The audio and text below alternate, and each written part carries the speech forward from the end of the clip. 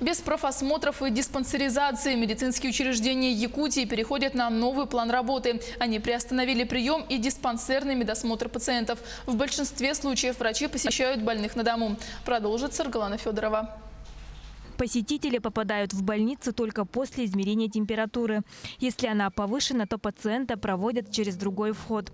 Таким образом осуществляется контроль за недопущением потенциальной инфекции.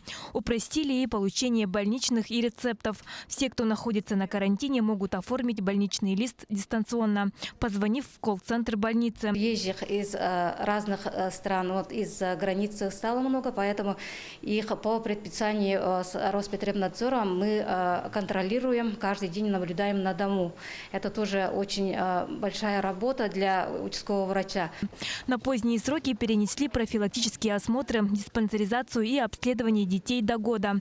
Принимают только повторных больных. Льготникам, которые входят в категорию риска, доставляют лекарства на дом. К работе привлекают студентов-медиков. Студентов у нас целая группа, где-то 30 человек. Пациентов не сосчитать. Проходит очень большое количество народу, поэтому мы помогаем медперсоналу.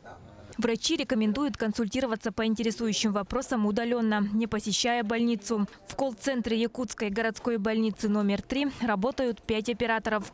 Количество звонков в день увеличилось до 900, а в клиническом центре республиканской больницы номер 1 увеличили терапевтическое отделение до 50 коек. Принимают экстренных пациентов по скорой медицинской помощи. Закрыли одно из отделений хирургического профиля.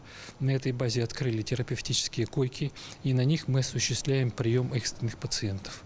Если будет необходимость, то, по всей видимости, мы закроем и некоторые другие еще отделения на этот профиль, потому что по прогнозу я уже вижу на сегодняшний день прогноз о том, что поток больных очень большой, и, скорее всего, мы в ближайшее время на эти 50 коек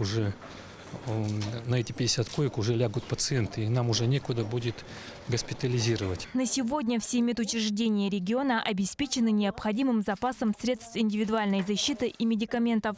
Врачи рекомендуют не посещать поликлиники без особой необходимости.